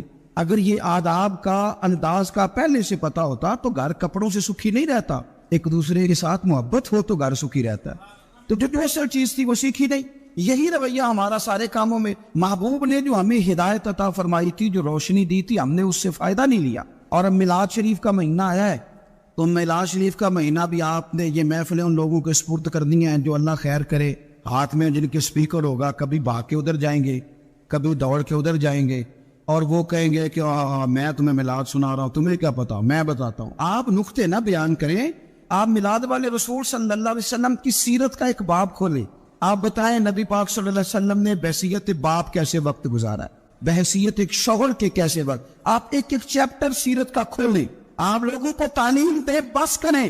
کروڑوں روپے جلسوں پہ لگتا ہے، کیا دے رہے ہیں آپ قوم کو؟ اور قوم بھی کہتی ہے بڑا چسکا آیا، بڑے نقطے سنے، کچھ آداب بھی سیکھے، اس میں سے ملا بھی۔ یہ محفل ہے، آج کو میلہ نہ بنائیں، میلہ اور ہوتا ہے، محفل اور ہوتی ہے۔ میلے میں لوگ جاتے ہیں، گھوم پھر کے آتے، کہتے ہیں پنگوڑے اچھے تھے، اس کے اندر کھلونوں کی دکانیں اچھی تھی۔ میلہ میلہ ہوتا ہے اور محفل محفل ہوتی ہے، تو محفل کو محفل بنائے، میلہ نہ بنائے، مہربانی فرمائے۔ میرے عزیز، آپ میری بات پر غور کریں گے اور اسے یاد رکھیں گے۔ ایک تو ہے کہ ایز اے اسپیشل میرے نبی پاک نے تعلیمات، اور ایک یہ کہ حضور ویسے کسی سے گفتگو کرے تو اللہ اسے ہدایت عطا فرما دے۔ اسیرۃ النبویہ میں موجود ہے، حضرت بریدہ اسلمی رضی اللہ تعالیٰ عنہ صحابی ہیں، وہ فرماتے کہ جب ابو جہل نے اعلان کیا نا کہ جو معاذ اللہ ثم معاذ اللہ نقل کفر نہ باشد، حضور ہجرت کر کے مکہ مکرمہ سے مدینہ طیبہ جا رہے، تو جو سید عالم صلی اللہ علیہ وسلم کو گرفتار کرے گا اسے 100 سرخ اونٹ دیے جائیں گے۔ آج ہمارے زمانے میں سائبر نسل کی گائے بھینس بڑی مہنگی ہے، تو 100 گائے وہاں سے لے آئے تو کتنے کروڑ بنا۔ عرب میں سرخ اونٹ بڑا مہنگا تھا، اور 100 ملے گا تو بڑے بڑے لوگوں کے لیے بڑا اچھا موقع مل گیا امیر بننے کا، تو بڑے لوگ بھاگے۔ بریدہ کہتے ہیں میں اکیلا نہیں، 70 بندے میں نے ساتھ لیے، چونکہ نام ہی بہت تگڑا تھا۔ 70 بندے ساتھ لے کے میں گیا حضور کو گرفتار کرنے، تو مکہ مکرمہ سے کوئی 70-75 کلومیٹر کے فاصلے پر میں نے نبی پاک صلی اللہ علیہ وسلم اور جناب صدیق اکبر کو پا لیا۔ کہتے ہیں جب 70 سواروں کے ساتھ، ان کے ہاتھ میں نیزے ہیں، تلواریں ہیں، ان 70 سواروں کے ساتھ جب میں وہاں پہنچا اور جناب صدیق اکبر رضی اللہ تعالیٰ عنہ نے ہمیں آتے ہوئے دیکھا تو تھوڑا گھبرائے۔ کہتے ہیں صدیق اکبر گھبرا رہے تھے کہ 70-71 بندے آگے، پر حضور زیر لب تھوڑا تھوڑا مسکرا رہے، اور نبی پاک صلی اللہ علیہ وسلم بڑے اطمینان کے ساتھ بیٹھے۔ بریدہ آ گئے، اور جب آ کے کھڑے ہوئے نا تو حضور نے پوچھا تمہارا نام کیا ہے؟ ایک بندہ گرفتار کر دیا آیا ہے۔ میں نے کہا کہ جب آپ کو بڑا ڈر چڑھا ہو تو روشنی مدینے والے رسول عطا کریں گے، چاروں جانب خوف ہو تو نور میرے نبی سے لے لو، انشاءاللہ دل ٹھنڈا ہو جائے گا۔ حضور نے نہ پوچھا تھا، بندہ پکڑنے آیا ہے، وہ آیا ہے 70 بندے لے کے گرفتار کرنے۔ حضور پوچھتے ہیں تیرا نام کیا ہے؟ کہتے بریدہ، برد عربی میں ٹھنڈے کو کہتے ہیں۔ حضور جناب صدیق اکبر کی طرف دیکھ کے فرمانے لگے کوئی ڈرنے والی بات نہیں، یہ تو معاملہ ہی ٹھنڈا ہے سارا۔ حضور فرمانے لگے تیرا قبیلہ کون سا ہے؟ کہنے لگے حضور بنو اسلم۔ اسلم سلام، یہ سلامتی سے نکلے۔ اس نے کہا بنو اسلم میں سے ہو، تو حضور فرمانے لگے ابو بکر یہ اور مسئلہ ٹھیک ہو گیا، یہ تو معاملہ کوئی فتنے والا نہیں ہے، تو سارا کام ہی سلامتی والا ہے۔ حضور نے تیسرا سوال کیا اور آخری سوال کیا، فرمانے لگے بنو اسلم قبیلے کی تو بڑی شاخیں ہیں، تو کس شاخ سے؟ کہا حضور بنو سہم میں سے۔ سہم کا معنی حصہ۔ تو حضور فرمانے لگے تو فکر نہ کر، تجھے تیرا حصہ ملے گا۔ تو حضرت بریدہ کہتے ہیں میں نے کہا پھر آپ کا نام کیا ہے؟ تو حضور فرمانے لگے میں وہ محمد ہوں جسے اللہ نے اپنا رسول بنا کے بھیجا ہے، میں وہ محمد ہوں صلی اللہ علیہ وسلم، جسے اللہ نے اپنا رسول بنا کے بھیجا ہے۔ تو بریدہ آگے بڑھے اور اپنا ہاتھ آگے کر کے کہنے لگے آپ نے فرمایا تھا نا کہ حصہ ملے گا، تو پھر مجھے پڑھائی کرنا، میں بھی مسلمان ہونا چاہتا ہوں، مل گیا حصہ۔ حضور روٹین کی بات چیت کرے تو اللہ ہدایت عطا کر دے، روٹین کی بات چیت کرے تو بھائی جو ایز اے اسپیشل حضور کا دین سیکھے، جو غور کر کے سیکھے، ہر پریشانی آپ کی، ہر، اور یار بندوں کی نہیں جانوروں کی بھی، صرف بندوں کی نہیں جانوروں کی بھی، ترغیب و ترہیب دیکھیے۔ اور اعلیٰ حضرت فاضل بریلوی رحمۃ اللہ علیہ کی الامن والاولاد دیکھیے، نبی پاک صلی اللہ علیہ وسلم کے صحابی حضرت تمیم داری رضی اللہ تعالیٰ عنہ فرماتے ہیں میں حضور کے ساتھ ایک جگہ کھڑے تھے، ہم بہت سارے صحابہ تھے, ایک اونٹ دوڑا دوڑا آیا, اس نے نا پہلے حضور کی قدم چومے, پھر کان میں کچھ کہا اونٹ نے, تو حضور فرمانے لگے تو فکر نہ کر, اگر تو سچا ہے تو تیری مدد ہوگی, اور اگر تو جھوٹا ہے تو تجھے تیرے جھوٹ کی سزا ملے. یعنی میں کیسے اس بندے کو سمجھاؤں, میں کیسے اسے سمجھاؤں, کمیٹی ڈال کے رو کے درد سے ادھار لے کے کوئی مدینے گیا, اور مارا بندہ اور اس کی تڑپ ہے کہ میں سونے کو اپنے دکھ سناؤں, تو وہ کھڑا ہوا تو ایک صاحب اسے کہنے لگے یہ معاذ اللہ سنتے نہیں, تو کس کو سنا رہا ہے, چپ کر, کنٹرول کر اپنی زبان کو, اگر دین نہیں لاتا تو نبی پاک سے محبت کرنے والوں کے دل نہ توڑ. جو رسول اونٹوں کی بولیاں بڑے خوب طریقے سے جانتے ہیں وہ اپنے غلاموں کی باتوں کو نہیں سنتے. یہ تمہیں کیسی بات کر دی. اعلیٰ حضرت کہتے ہیں لب واہ ہے آنکھیں بند ہیں پھر بھی پھیلی ہیں جھولیاں. کہتے ہیں لب کھلے ہیں آنکھیں بند ہیں اور میری جھولی پھیلی ہے. میری جھولی, پتہ نہیں آپ کو بھی اتنا ہی مزہ آ رہا ہے جتنا مجھے آ رہا ہے, کہ یہاں ہم سوچتے ہیں. کہتے ہیں لب واہ ہیں آنکھیں بند ہیں پھیلی ہے جھولیاں. یہ بریلوی کے امام شعر بھی لکھتے ساتھ ساتھ مزہ بھی لیتے. آپ ذرا اندازہ کیجیے بات کرنے کا. کہنے لگے میں کھڑا ہوں حضور کی جالی کے سامنے اور کیفیت میری یہ ہے کہ لب واہ ہے آنکھیں بند ہیں پھیلی ہے جھولیاں. حضور کچھ آیا بھی ہے, اعلیٰ حضرت کچھ ملا بھی ہے. اب دیکھیں کسی کے سوال سے پہلے جواب دیتے, کہتے ہیں لب واہ ہے آنکھیں بند ہیں پھیلی ہے جھولیاں, اور کتنے مزے کی بھیک تیرے پاک در کی ہے. کتنے خالی بھیک نہیں ملی, مزہ بھی بڑا ہی آیا ہے. یعنی وہاں سے لینے کا, بھیک لینے کا مزہ بھی, خود بھیک دے خود ہی کہے منگتے کا بھلا ہو. یہ تو شعر ہے نا, تھوڑا سا بندہ پڑھا لکھا ہو تو سمجھ میں آتے ہیں, تو دیسی بندے بھی بڑی باتیں. میں نے آپ کو پہلے بھی بتایا تھا اور وہ بات مجھے بڑا مزہ دیتی ہے. میں پہلی دفعہ حاضر ہوا تو ایک بابا جی کو نا, وہ جن کی وہاں ڈیوٹی ہوتی ہے نا پولیس والے, وہ دھکے دے رہے, یلا آجی نکل, وہ تو دھکے دے رہے. تو بابا میرے آگے آگے, بابا اسے کیا کہتا, کہتا تیری خیر ہوئے پہرے دارا روزی دی جالی چوم لین دے. ایک دفعہ نہیں 2-4 دفعہ بابا جی نے کہا. تو کئی دفعہ ہم کسی کو مسئلہ تو بتاتے ہیں لیکن وہ بندہ تو ذوق میں ہوتا ہے نا, اور وہ جو مسئلہ بتاتا ہے وہ نرالا ہوتا ہے. وہ باہر نکل کے نا, تو میں نے بابا جی سے کہا, میں کہا تسی 10 ساری شعر پڑھے ہے پنجابی دا, ان کو تو تہاڈی سمجھ لگدی سی, وہ تے عربی ہے. تو بابا جی میرے تھپکی دیکھ نا یا کندھے پہ, کہندے پتر مینوں بھی پتا ہے, مینوں بھی پتا ہے, انہوں نہیں سمجھ لگدی, میں تے اپنا رانجا پہ راضی کردا سی. نبی پاک بے مثل و بے مثال ہے, لا مثل لہو ولا مثال لہ. حضور کی مثل بھی کوئی نہیں اور مثال بھی ہے ہی کوئی نہیں. اللہ کریم نے محبوب جیسا دوسرا بنایا ہی کوئی نہیں. سمجھنی ہے بات آپ نے. حضور میں شک کوئی نہیں پر ابو جہل نے شک کیا, نبی پاک میں شک کوئی نہیں پر ابو لہب نے شک کیا. حضور میں شک کوئی نہیں پر عتبہ عتیبہ شیبہ ان کا شک آخر تک نہیں گیا. حالانکہ حضور میں کوئی شک دور کرانے بھی آئے تو شک نہیں گیا. ایک دفعہ نہیں کئی دفعہ, ترجمے دفعہ 20 دفعہ. ایک ابو جہل کو لے لیں, دماغ میں شک تھا, حالانکہ حضور میں کوئی شک نہیں. ایک دن آ کے کہنے لگا کہ بتائیے میری مٹھی میں کیا ہے. تو نبی پاک صلی اللہ تعالی علیہ وسلم نے فرمایا اگر میں نے بتا دیا, کہنے لگا اگر آپ نے بتا دیا تو میں کلمہ پڑھ لوں گا. حضور نے فرمایا میں نے بتا دینا ہے پر تم نے کوئی نہیں پڑھنا, میں بتا دینا ہے. کہ بتائیے. تو حضور نے فرمایا چل سودا کر لیتے ہیں, اگر جو تیری مٹھی میں ہے وہی بتا دے پھر تیرا کیا خیال ہے. تو نبی پاک صلی اللہ تعالی علیہ وسلم نے کہا کیا وہی ابو جہل کی مٹھی میں؟ تو اس کی مٹھی میں کنکر تھے, کنکروں نے کلمہ پڑھنا شروع کر دیے. جب کنکروں نے کلمہ پڑھا, پتھر تھے وہ, انہوں نے کلمہ پڑھا. ابو جہل نے وہ کنکر زمین پہ پھینکے کہنے لگا اوفو تیرا جادو تو پتھروں پہاڑوں پہ بھی چلتا ہے. اب جملہ کہنے لگا ہوں سمجھ لینا. ابو جہل گوشت کا آدمی تھا, کنکر پتھر تھے, پتھر کلمہ پڑھ گئے. گوشت پوشت کا آدمی تھا پر کلمہ کیونکہ یہاں کیا تھا اس نے آگے نہیں بڑھنے. گوشت پوشت کا شخص ہو کے پتھروں سے آگے نکل نبی پاک صلی اللہ علیہ وسلم کی خدمت میں آیا. بلکہ وہ جو یہودی والی روایت ہے اس کے پس منظر میں بھی بعض محدثین نے لکھا ہے, اس کو بھی اسی نے بھیجا. کہنے لگا جاؤ نبی پاک سے جا کے کہو اگر وہ درخت آپ کا کلمہ پڑھے تو میں بھی پڑھ لوں گا. درخت, اب درخت ہوتے تو جاندار ہیں پر کلمہ تو کوئی نہیں نہ پڑھتے. درخت سے بھی تو انسانوں سے کلمہ پڑھنے کی بات, اگر درخت پڑھے تو میں پڑھ لوں گا. نبی پاک صلی اللہ علیہ وسلم دور بیٹھے تھے, درخت دور تھا. اور امام سیوطی علیہ رحمہ نے لکھا ہے درخت بھی کیکر کا تھا. نبی پاک صلی اللہ علیہ وسلم نے فرمایا اس یہودی سے کہ تو جا کے درخت کو کہہ کہ تجھے نبی پاک بلاتے ہیں. فرمایا میں گیا تو پھر تم نے کہنا جادو کر کے بلایا ہے. احتیاط بھی کی, ہر چیز آنکھوں کے سامنے رکھی, تو جا کے کہہ کہ تجھے بلاتے ہیں.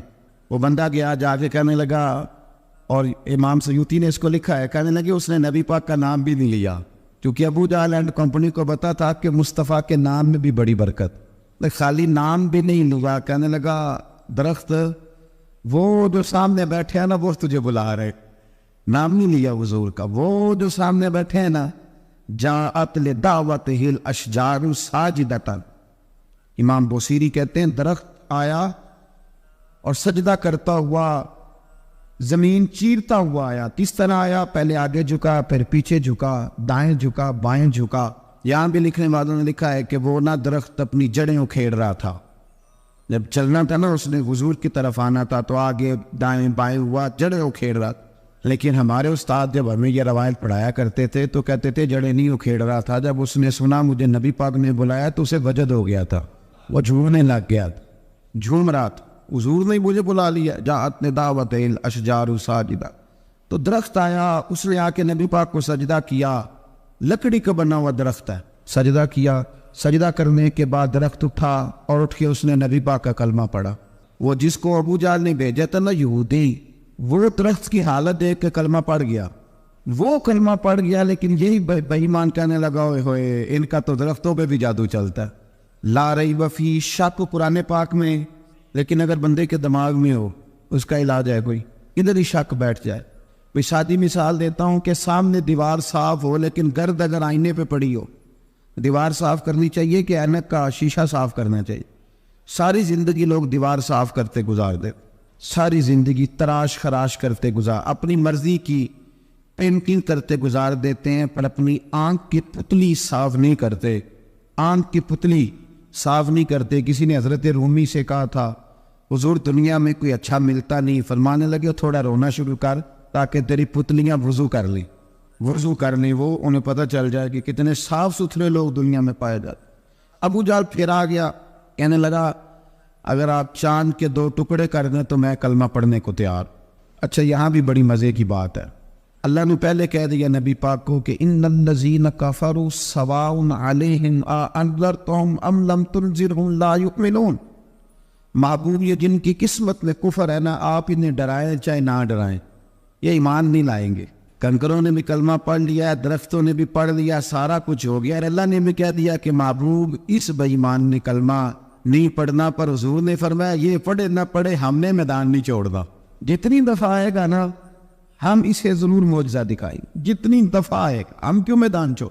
آگے کہنے لگا جی اگر چاند کے 2 ٹکڑے کر دے تو اقتربت الساعۃ وانشق القمر، تو نبی پاک صلی اللہ علیہ وسلم نے انگلی کا اشارہ کیا، چاند 2 حصوں میں بٹا، کوہ صفا ایک پہاڑی تھی مکے میں، آدھا ٹکڑا پہاڑی کی اس جانب ہوا، آدھا اس جانب، یعنی وضاحت کی اللہ کریم نے کہ ایسے نہ ہو کہ یہ کہہ جی وہ تو ایسے بالکل شک ہوا تو مل گیا، پتہ نہیں میری آنکھوں پہ جادو ہو گیا، ملا ہے کہ نہیں ملا۔ جب ٹوٹا تو حدیث پاک میں آتا ہے کہ آدھا چاند کوہ صفا کی ادھر گیا اور آدھا تو پہاڑی تھی، چاند نیچے آیا، پہاڑی کے گرد گھوما، آگے جا کے ملا، یعنی وقفہ دیا گیا باقاعدہ دیکھنے کا، سمجھنے۔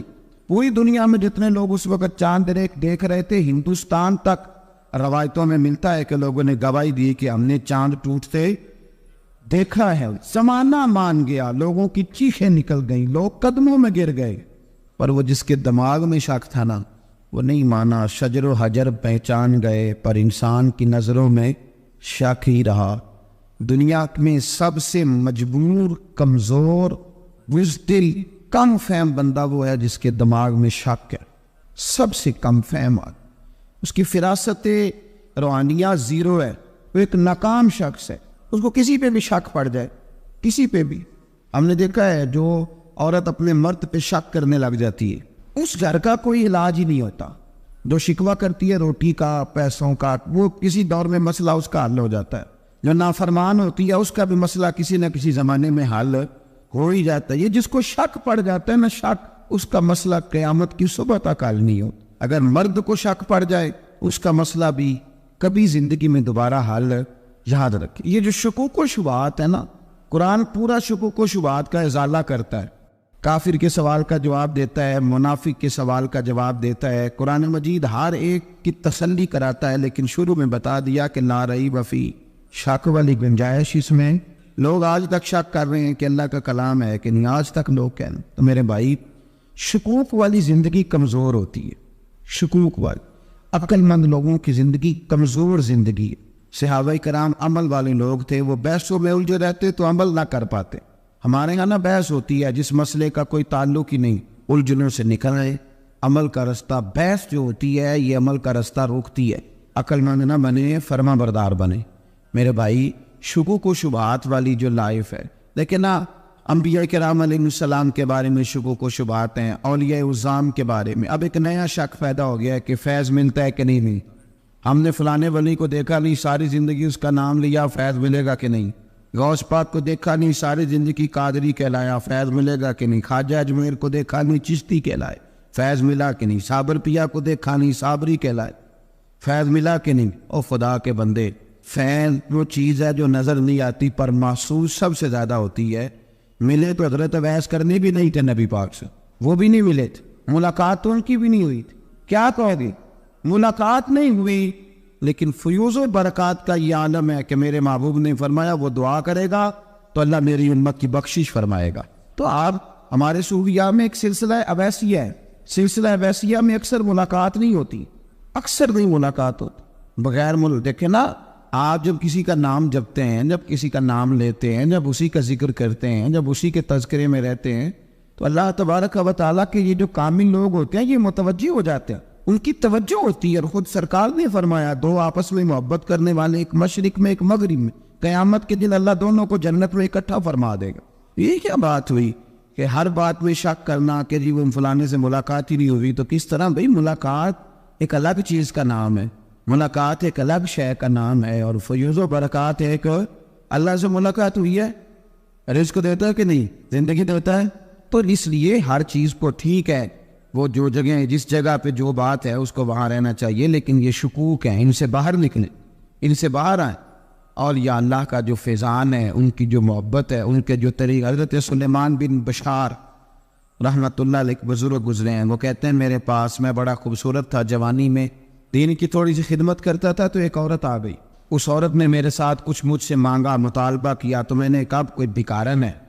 میں نے جب اس نے نقاب اوڑھا ہوا تھا, جب میں نے اس کی طرف پیسے دینے کے لیے, خیرات دینے کے لیے کوئی چیز بڑھائی, تو اس نے چہرے سے کپڑا ہٹایا. میں نے نظر جھکا لی, کہنے لگی سلیمان میرا رنگ روپ تو دیکھ, میں کتنی خوبصورت ہوں, میں تیری محبت میں گرفتار ہو گئی, خدا را میں اپنے آپ کو تیرے حوالے کرتی ہوں. آپ فرماتے ہیں جب اس کے نیت اور ارادے میں اور لفظوں میں میں نے فطور دیکھا تو میں استغفر اللہ پڑھتا وہاں سے بھاگ گیا. اتنا دوڑا کہ میں بصرہ سے باہر نکل گیا, شہر سے باہر آ. عورت سے دوڑ رہا ہے, مرد, نوجوان, خوبصورت. فرماتے عشاء کی اذانیں ہو رہی تھی, نماز پڑھ کے میں مسجد میں سو گیا تو مجھے حضرت یوسف علیہ السلام کا دیدار. جناب یوسف کہتے میں حضور کا غلام اور غلاموں کا غلام اور صدیوں بعد کا غلام. تو جناب یوسف علیہ السلام میری خواب میں آئے اور کہنے لگے اٹھ جوان, میرے سینے سے لگ, یار تو نے تو نبی پاک کا امتی ہو کے وہ کام کیا ہے جو میں نے نبی ہو کے کیا تھا. اب کام حضرت یوسف والا کیا تھا نا, تو صدیوں اور سالوں اور مہینوں کا فاصلہ بن سکا. تو وہ آ گئے. مسئلہ یہ ہے کہ شکوک و شبہات والی زندگی نقصان دیتی ہے. حضرت ہمارے سلسلہ مقدسہ میں ایک سلسلہ علویہ ہے جو اعلیٰ حضرت فاضل بریلوی کو حاصل تھا. شاہ عبدالعزیز صاحب محدث دہلوی رحمۃ اللہ تعالیٰ علیہ نے بڑا لکھا مولا علی کی شان پہ, حضرت علی پہ کلام, ان کا ذکر, ان کے تذکرے اس قدر فنا ہو گئے کہ ہر وقت ذکر علی کرتے. فرماتے ہیں مجھے خواب میں حضرت علی کا دیدار ہوا, انہوں نے مجھے بیعت فرمایا اور مجھے اپنے سلسلہ مبارکہ میں اجازت دی. تو شاہ صاحب رحمۃ اللہ علیہ فرمایا کرتے تھے کہ میں نے وہ بہت کم لوگ ہیں جن کو پھر ان میں بیعت فرمایا جاتا ہے, تھوڑے چند لوگ, اور ان کو سلسلہ مبارکہ میں اس میں چند لوگ ہیں. اعلیٰ حضرت کے بعد شاہ رسول ہے, شاہ رسول کے بعد شاہ عبدالعزیز محدث دہلوی, اور ڈائریکٹ مولا علی شیر خدا سے بیعت. تو مطلب یہ ہے کہ کام شکوک و شبہات سے نکلیں. قرآن نے کہا لا ریب فی, قرآن میں شک, البتہ وَإِن كُنتُمْ فِي رَيْبٍ مِّمَّا نَزَّلْنَا عَلَىٰ عَبْدِنَا, بندے کچھ شک کرتے ہیں, اگر انہیں شک ہو تو وہ اس طرح کریں کہ فَأْتُوا بِسُورَةٍ مِّن مِّثْلِهِ, پھر اس کی مثل ایک صورت لے کے آئیں, اور وَادْعُوا شُهَدَاءَكُم مِّن دُونِ اللَّهِ إِن كُنتُمْ صَادِقِينَ, سارے بے شک اپنے حمایتی بلا لیں اگر وہ سچیں. شک والی دنیا سے باہر نکل آئیں, حقیقت والی دنیا کو قبول کریں. شکوک و شبہات کا ازالہ نہیں ہوتا, شک دوسرے شک کو جنم دیتا ہے, نقص دوسرے نقص کو جنم دیتا ہے. غلطی دوسری غلطی کو جنم دیتی. اور انسان جب تک شکوک کی، میں نے آپ کو کہہ دیا کہ ہر گھر بس سکتا ہے، ہر گھر، ہر عورت کے صحیح ہونے کی امید ہوتی ہے، پر جس بیوی کو اپنے خامند کے کردار پہ شک ہو وہ بیوی کبھی مطمئن نہیں ہوتی. ہر گھر بس جاتا ہے، لیکن جس خامند کو اپنے بیوی کے کردار پہ شک ہو جائے اس کا کبھی اس کے ساتھ سلوک مخلصانہ. شکوک والی زندگی بیماروں کی زندگی ہے. شکوک والی زندگی بیماروں کی زندگی، کمزوروں کی زندگی، بزدلوں کی زندگی. اس لیے حقیقت والی چیز جب تک آپ کے پاس کوئی چیز کلیئر ہو کے نہیں آتی. شریعت اسلامیہ نے بہتان کی سزا رکھی 80 کوڑے. پتہ ہے آپ کو؟ جس نے ایسے ہی بہتان لگا دیا، دلیل ہی کوئی نہیں، ایسے ہی کہہ دیا کہ جی وہ مجھے شک ہے، جی انہوں نے ایسے کیا، فرمایا اسے کوڑے مارو. شک کی بنیاد پر بہتان ترازی کرتا ہے، کوڑے کی سزا رکھی، 80 کوڑے مارو اس ظالم. یہ شک کر رہا ہے اس کو، جب اس کے اوپر دلیل ہی کوئی نہیں. یہاں بڑے بندے ہیں بات کر دیتے ہیں، کہتے ہیں وہ ایسا ہوا ہوگا، میں نے ایسا دیکھا تھا، ہوگا، کیا تھا، ممکن ہے. تو یہ شکوک ہے. اس شکوک، یہ سامنے والے کا کچھ بھی نہیں بگڑتا، اس بیچارے کا کیا بگڑنا ہے. یاد رکھیں بڑی خوبصورت بات یہاں حضرت عبداللہ ابن مسعود کی. آپ فرمایا کرتے تھے جب کسی بندے پر بندے شک کرتے ہیں اور ناجائز شک کرتے ہیں، اللہ اس کی عزتوں میں اضافہ فرما دیتا ہے، اللہ اس کے شانیں عطا کرتا ہے. اپنی زندگی کو بیماریوں سے نکالنے، یہ روحانی بیماری ہے شک، اس سے باہر آنے. یہ ظلم ہے. اولیاء پہ بھی شک، صوفیاء پہ بھی شک، علماء پہ بھی شک، ہر بندے پہ شک، کوئی صحیح نہیں، سارے غلط، میں اکیلا صحیح. اس شک سے باہر آ جائیں. یہ نفسیاتی مریض بنا دے گا، بے سکون کرے گا، بے قرار کرے گا. جس ترتیب سے ہم مسکراتے ہیں، جس ترتیب سے ہم روتے ہیں، جس ترتیب سے ہم کسی بات کا اظہار تشکر کرتے ہیں، خدا ان باتوں سے پاک ہے. اب بہت ساری حدیثوں میں آیا کہ وہ مسکراتا ہے، تو کیا مطلب ہے مسکرانے کا؟ تو علماء تفسیر نے لکھا ہے مسکرانے کا مطلب یہ ہے کہ وہ بڑا ہی راضی ہوتا ہے اپنے بندے سے، بڑا راضی ہوتا ہے. یہ مطلب ایک تو مسکرانے کا مطلب یہ ہے کہ وہ بڑا راضی ہو گیا، بڑا راضی ہو گیا، وہ مسکرا دیا اپنے بندے پہ. اور ایک اس کا معنی خود نبی پاک صلی اللہ تعالی علیہ وسلم نے بیان فرمایا. مسند امام احمد بن حنبل میں حدیث ہے، حضور سید عالم علیہ السلام سے صحابہ نے پوچھا یا رسول اللہ شہید تو بڑے لوگ ہوتے ہیں، شہیدوں میں افضل کون ہے؟ تو اللہ کے حبیب علیہ السلام فرمانے لگے وہ والا بندہ جو ڈٹ گیا تھا کافروں کے مقابلے میں، وہ ہلا نہیں، پوری طرح ڈٹ کے جو لڑا، وہ شہداء میں افضل ہے. حضور فرماتے ہیں وہ جنت کے بالا خانوں میں سیر کرے گا اور رب اسے دیکھ کے مسکرائے گا، رب اسے دیکھ کے مسکرائے گا. اللہ تعالیٰ مسکراتا ہے اسے دیکھ کے. اور اگلے جملے میں حضور نے وضاحت کر دی، فرمایا جب رب دنیا میں کسی پر مسکراتا ہے نا، تو اس کا معنی یہ ہے کہ قیامت میں پھر اللہ اسے حساب کوئی نہیں لے گا. جس پر اللہ دنیا میں مسکرا دیا اس سے کوئی حساب، تو وہ کام ڈھونڈنے چاہیے نا جس سے اللہ مسکرائے. ویسے کبھی ہم ایسا کرتے ہیں کہ نہیں کہ کسی کو راضی کیا جائے؟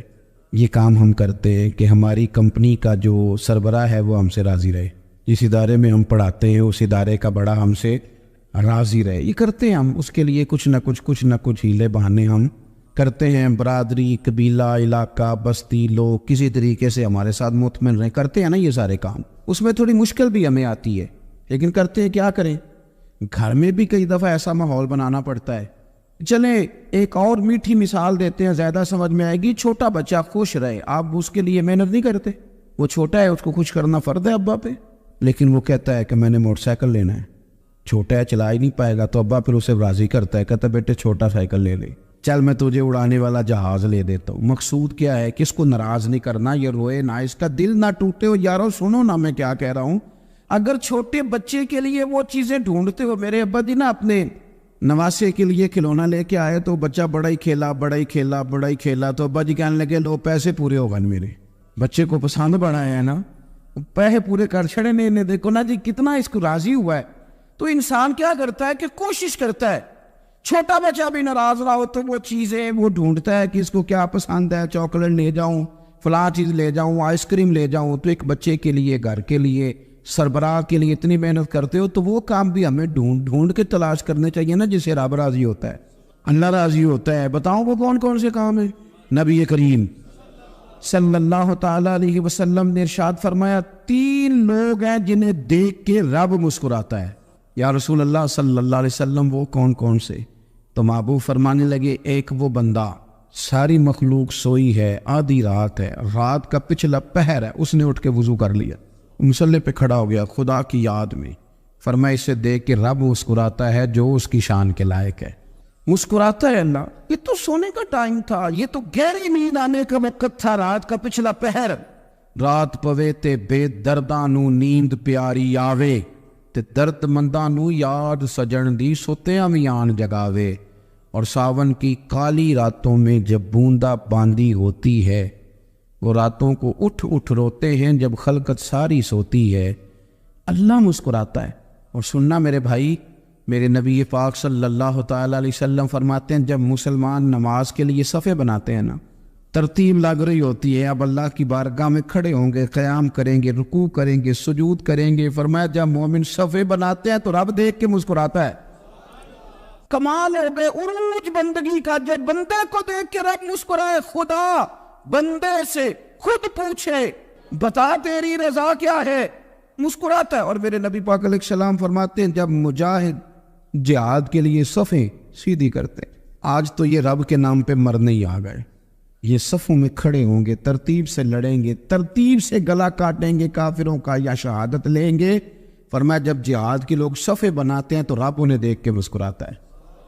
कितने नसीबों वाला वो बंदा है जिसे देख के मुस्कुरा दिया। ओ यार, कभी तेरा बेटा तेरे सामने मुस्कुराए ना छोटा, तो तेरा दिल बाग बाग हो जाता है। तेरी माँ बीमार किसी एक दिन सही तरह हंस पड़े तो तबीयत खुश हो जाती। मुझे बताओ ना, जिसका रब भी उसे देख के हंस पड़े, जो उसकी शान के लायक है, क्या उस बंदे के नसीबे हैं, क्या उसके मुकद्दर है। आप उस मकाम पर अपने आप को लाएं। अब देखिए ना, ये हदीस आपने सुन ली, अब हमने ना इस तरह सफ़े नहीं बनाने जिस तरह सारी दुनिया, अब जरा सफ़े भी शौक से बनाएंगे। आप जरा थोड़ा सा शौक पैदा करेंगे, भाई ये तो मैं वो काम करने लगा हूं जिसे देख के रब मुस्कुराता है। नबी पाक सल्लल्लाहु अलैहि वसल्लम ने फरमाया जब कोई बंदा तौबा करता है ना, हम तौबा का रट्टा लगाते हैं, या अल्लाह मेरी तौबा या अल्लाह। और तौबा का तो मतलब ये है कि पिछले गुनाहों से पक्की तौबा, आज के बाद ये गलती ना करने का पक्का वादा। तूने सारी शबे बरात रो के गुजारी है, बता सवेरे झूठ जोड़ने का इरादा है तेरा, आज के बाद रिश्वत तो नहीं ना लेगा, मिलावट तो नहीं ना करेगा, ये तौबा है। और अगर सारे काम इसी तरह करने तो फिर ये तौबा का रट्टा है, जितना मर्जी लगाओ। हजरत अली बिन रबिया रदी अल्लाह ताला अन्हु फरमाते हैं मैं मौला अली के साथ था, मकाम हर्रा की तरफ जा रहे थे, हजरत अली ने हाथ उठा के दुआ मांगी हमारी तालीम के लिए, वरना हजरत अली हम सहाबा को महफूज अनिल खता तो मानते हैं ना। हाथ उठा के कहा ऐ अल्लाह हमारे गुनाह बख्श दे, तेरे अलावा कोई माफ करने वाला नहीं। और फिर हजरत अली आसमान की तरफ देखा और देख के ना हजरत अली बिन रबिया को तो मुस्कुराए। हजरत अली बिन रबिया कहने लगे हुजूर मुस्कुराए क्यों? वो फरमाने लगे एक दिन मैं हुजूर के साथ इसी तरह आया था, इसी तरह हुजूर ने दुआ फरमाई थी हमारी तालीम के लिए, और फिर हुजूर मुझे देख के मुस्कुराए थे और फरमाया जब कोई बंदा रब की बारगाह में इस तरह इस्तिगफार करता है तो रब मुस्कुराता है, और मुस्कुरा के फरमाता देख लो मेरे बंदों को पता है कि मेरे अलावा माफ करने वाला कोई नहीं, इन्हें पता है, तुम उसकी बारगाह में रुजू तो लाओ, आया तो सही तो आंसू लेकर। इकबाल कहते हैं कि मोती समझ के शान करीमी ने चुन लिया, कतरे दो गिरे मेरे अर के इंफाल के, दो मैंने आंसू बहाए थे तो उसके करम ने तो मोती समझ के चुन लिए। सुनो ना हुजूर, इस इस्तिगफार को अल्लाह को यार रात को तौबा करके सोना चाहिए हमें। कुछ गलतियां हम करना नहीं चाहते पर हमसे हो जाती हैं, कुछ दिल हम तोड़ना नहीं चाहते पर वो टूट जाते हैं, हमारी मजबूरी होती है टूट जाते। रात को उसकी बारगाह में हाथ बांध के कशकोले तलब दराज करके खूब इस्तिगफार पढ़ना चाहिए कि मालिक बंदे हैं ना क्या करें, नफ्स का साथ है, दुनिया का साथ है, ख्वाहिशात नफसानियां, मालिक माफ कर दे। दर्द से तौबा, रस्म ना हो, कहानी ना हो, लफ्ज ना हो, जुमले ना हो, और जनाब ऐसे लोगों के बीच बड़े हाथ बांध के और बड़ा कोई जरूरत नहीं, आप अकेले अपनी चारपाई पे बिस्तर के अंदर मुंह दे के भी दर्द से कहेगा ना माफ कर दे तो वो तो मेहरबानी बड़ा है। मेरे नबी पाक सल्लल्लाहु अलैहि वसल्लम मिसाल देते, फरमाया एक आदमी सहरा में जा रहा, सहाबा से हुजूर खिताब कर रहे हैं, फरमाया एक आदमी सहरा में जा रहा था, उसने अपनी ऊँटनी पे खाना पानी पैसे हर चीज़ रखी हुई थी, सहरा था बहुत बड़ा, दरमियान सहरा के गया तो थोड़ा सा सस्ताने के लिए आराम करने के लिए ऊँटनी से नीचे उतरा। अब उसने ऊँटनी की लगाम, ऊँटनी की नकेल अपने सराहने के नीचे रखी, हाथ के साथ पकड़ी और सो गया। थोड़ी ही देर के बाद जब उसकी आंख खुली तो देखा ऊँटनी गायब है। सहरा में वो पैदल ना आगे जा सकता है ना पीछे जा सकता है, ना दाएं ना बाएं, کھانے کو روٹی نہیں, پینے کو پانی کا قطرہ نہیں, تھوڑا ادھر بھاگا ادھر بھاگا, تھک گیا. کریم محبوب فرماتے ہیں وہ پوری طرح نڈھال ہو گیا اور مایوس ہو گیا, معاذ اللہ, مایوس ہو کے دوبارہ اسی جگہ آ کے لیٹ گیا جہاں پہلے لیٹا تھا. انتظار کرنے لگا کہ اب موت ہی آئے گی, آخری وقت ہے, اب نہ میں پیدل یہ صحرا کراس کر سکتا ہوں, نہ پیچھے جا سکتا ہوں, نہ کھانا ہے نہ پانی ہے, سوائے موت کے کوئی سہارا نہیں. حضور فرماتے ہیں وہ رستے میں دوبارہ لیٹ گیا. اچانک اس نے رخ بدلا تو اونٹنی سامنے کھڑی تھی. حضور نے صحابہ سے پوچھا بتاؤ نا اسے بھلا کتنے کو خوشی ہوگی؟ یا رسول اللہ جی سے نئی زندگی مل گئی ہے.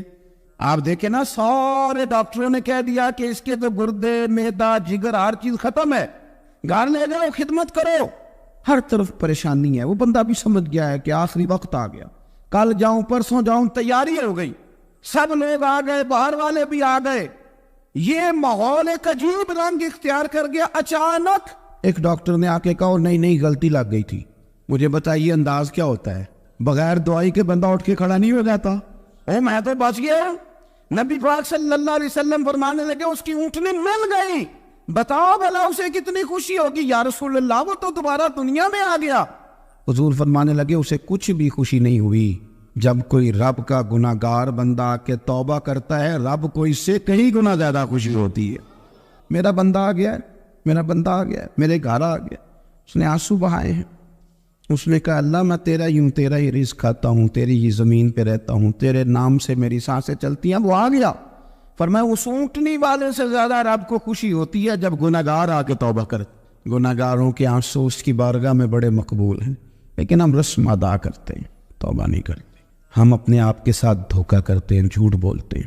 ہم بندہ کوئی ناراض ہو جائے تو ہمیں کو نہیں نیند آتی, اس کے گھر چلے جاتے ہیں. ہم اپنے سارے رشتے کو, تعلقات کو مینٹین کر کے رکھنے کے عادی ہیں. ہمیں پتہ ہے کہ وہاں میں نہیں جا سکا تو بیٹا بھیجتا ہوں, فلاں شادی پہ میں نہیں جا سکا تو بھتیجا بھیجتا ہوں, بھائی بھیجتا ہوں. ہر تعلق کا ہم نے خیال رکھا کوئی روٹ نہ جائے. لیکن کمال ہے نا, یہ نہیں سوچا کہ اگر رب روٹ گیا تو جب وہ روٹ جائے نا تو سارے رشتے بھی بندے کے پاس موجود ہوں تو کوئی کرامت نہیں ہوتی. پھر کروڑوں روپیہ جیب میں ہوں تو ڈاکٹروں کی دوائیاں اثر نہیں کرتی. وہ روٹ جائے تو پھر انسان اس طرح سے پھسلتا ہے کہ بڑے بڑے اس کے پاس دروازے ہوتے ہیں پر کسی جگہ اس کا ہاتھ نہیں لگتا. خدا را خیال کریں, دنیا روٹتی ہے تو روٹ جائے, رب رسول ناراض نہ ہونے پائیں, اس کا خیال کریں. حضور فرماتے ہیں وہ مسکراتا ہے, اسے خوشی ہوتی ہے جب کوئی اس کا بندہ اس کی طرف رجوع کرتا ہے. میرے عزیزو, رسول پاک صلی اللہ تعالی علیہ وسلم نے ان لوگوں کے تذکرے کیے جنہیں دیکھ کے رب مسکراتا ہے. ہم نہ گناہگاروں پر بھی فتویٰ دینے میں جلدی کرتے اور نیکی پر بشارت دینے میں بھی جلدی کرتے ہیں, حالانکہ یہ ہماری ذمہ داری نہیں. پتہ نہیں اللہ تعالیٰ کس کو کب توفیق توبہ دے کے اپنے قریب کر لے, لیکن بڑی جلدی ہے, بڑی جلدی فتویٰ دینے میں. اور یہ فتویٰ صرف مفتیوں کا نہیں رہ گیا, یہ میری طرح کے آپ کی طرح کے ڈھیروں لوگ ہیں جنہوں نے جیب میں فتوے ڈالے ہوئے. بھئی آپ نے کیوں ذمہ داری لے لی ہے جنت میں داخل کرنے کی اور نکالنے کی؟ یہ تو میرے رب کریم کا کرم ہے, وہ جس کو چاہے جب چاہے جتنا چاہے عطا کرے. لیکن کچھ لوگ نا بڑے پکے ہو گئے ہیں کہ شاید جو میں سوچ رہا ہوں وہی درست ہے. کبھی کبھی کچھ چیزیں عجیب بھی ہوتی ہیں, لہذا خدا کی رحمت پر بھروسہ کر کے بات کرنی چاہیے. اپنی مرضی کے فتوے نہیں داغنے چاہیے. وہ دیکھو جی فلانا بندہ یوں کر رہا ہے, آپ کو پتہ ہی نہیں پوری بات کا, آپ کو علم ہی نہیں پوری بات کا. حضرت بہاؤالحق نقشبند بخاری رحمۃ اللہ علیہ فرماتے ہیں میں حج کرنے گیا تو وہاں میں نے ایک آدمی کو کروڑوں کا کاروبار کرتے دیکھا تو میرے دل میں خیال ہے یہاں بھی اللہ کرنی چاہیے تھی, دنیا داری کر رہا ہے. لیکن فرماتے ہیں حج سے فارغ ہوئے تو میں نے دیکھا وہی بندہ سارا کچھ رب کی بارگاہ میں خیرات کر رہا ہے, اور سینکڑوں غریب حاجی ہیں جن کو پورے خرچے دے رہا ہے. تو میں نے وہی اپنی سوچ سے توبہ کی کہ میں کہاں تھا. بڑی جلدی کھڑے نہ ہو جائیں. حضرت حسن بصری رحمۃ اللہ تعالیٰ علیہ ارشاد فرماتے ہیں کہ میں دریا کے کنارے گیا تو وہاں میں نے ایک شخص کو دیکھا, وہ اپنی ایک خاتون کی گود میں سر رکھ کے بیٹھا اور قریب ایک بوتل بھی پڑی ہے. میرے دل میں معاذ اللہ خیال آیا کہ دیکھو کس انداز میں ایک عورت کے ساتھ یہ ہے, اور پاس بوتل بھی پڑی ہے, جانے شراب ہے. کہتے میں سوچ ہی رہا تھا کہ اچانک ایک کشتی آ رہی تھی دریا میں. وہ ہجکو لے کھائے, کشتی میں 4-5 لوگ تھے, وہ دریا میں ڈوبنے لگے. وہ آدمی تیزی سے اٹھا, دریا میں چھلانگ لگائی, پہلے ایک کو نکالا, پھر دوسرا نکالا, پھر تیسرا نکالا. ایک بندہ رہ گیا, کہنے لگا حضور مجھے تو آپ نے گناہگار سمجھا ہے, میں تو بڑے غلط انداز میں یہاں بیٹھا ہوں, آپ نے جو سوچا چلیں یہ چوتھا بندہ آپ نکال لائیں, کرے نا یہ کام, کرے نا یہ کام, بڑے بھیلے بھالے بڑے اللہ والے, ریاض آپ کو بس ہم ہی جانتے ہیں, اتنی جلدی فتویٰ. حضرت حسن بصری فرماتے ہیں میں پشیمان ہوا, میں نے کہا مجھے تیرنا نہیں آتا, تو دیر نہ کر چوتھا ڈوب نہ جائے. کرتے اس نے چھلانگ لگائی, چوتھا بھی نکال لایا اور کہنے لگا حضرت آپ نے جلدی کی سوچنے میں, یہ بی بی میری ماں ہے اور یہ سرکے کی بوتل ہے. ہم ماں بیٹے کا یہ مشغلہ ہے کہ یہ وہ جگہ ہے جہاں آ کے لوگ مسافر اترتے ہیں, اور یہاں سے کسی کا گھر 100 میل ہے, کسی کا 200 میل ہے. ہم صبح سرکہ کھجوریں روٹیاں لے کے یہاں آتے ہیں, مسافروں کی نوکری کرتے, کوئی پریشان ہو تو مدد کرتے ہیں. حضرت خواجہ حسن بصری فرماتے ہیں میں نے معافی مانگی, ان سے بھی مانگی, رب سے بھی مانگی. انہوں نے مانگ لی نا بزرگ تھے, پر ہم کو نہیں تیار مانگنے کو. ہم ہر وقت بدگمانیاں, وہ فلانا فلانے جرم کرتا تھا, میں اسے اب کیسے نیک مان لوں. بھائی اب وہ نمازی ہے, خدا کے گھر آتا جاتا ہے, اب اللہ کی بارگاہ میں حاضر ہوتا ہے, جب رب نے معاف کر دیا تو بھی سوچ بدل جا. سنیں حضور کیا فرماتے, نبی پاک صاحب اللہ صلی اللہ تعالی علیہ وسلم فرماتے ہیں, مسند امام احمد بن حنبل دیکھیے, فرمایا رب اس وقت بڑا ہی مسکرائے گا جب قاتل بھی جنت میں جائے گا, مقتول بھی جنت میں جائے گا. یا رسول اللہ مقتول تو گیا, یہ قاتل کیسے چلا گیا؟ حضور فرماتے ہیں جائے گا, اور جائے گا رب مسکرائے گا جو اس کی شان کے لائق ہے. یا رسول اللہ کس طرح؟ تو نبی پاک صلی اللہ علیہ وسلم فرمانے لگے اس نے ایک مومن کو قتل کیا تھا, وہ شہید ہو کے جنت میں چلا گیا. اب اللہ نے بعد میں اسے توبہ کی توفیق دے دی. پہلے اس نے کلمہ پڑھا, پھر یہ میدان میں اترا, کافروں سے لڑا, یہ شہید ہوا, رب نے اسے بھی جنت دے دی. قاتل بھی جنت میں, مقتول میں جنت میں. اور بات اتنی انوکھی ہے کہ رب دیکھ کے مسکرا رہا ہے جو اس کی شان کے لائق ہے. ہم جلدی میں ہیں, ہم انتظار نہیں کر رہے کہ شاید توبہ کر جائے, ہم انتظار نہیں کر رہے. لیکن میرے عزیز اتنی جلدی نہ کرے. سوچوں کا صاف ہونا, ذہنوں کا پاک ہونا, اور لوگوں کے بارے میں گمان کا اچھا ہونا. آپ کسی نفسیات کے ڈاکٹر کے پاس چلے جائیں, اسے کہیں ٹینشن بڑی ہے, میں ان کے مضامین پڑھتا رہتا ہوں, وہ سب سے پہلا سبق آپ کو یہ پڑھائیں گے کہ اچھا سوچا کریں. اچھا سوچنے سے بندہ تندرست رہتا ہے.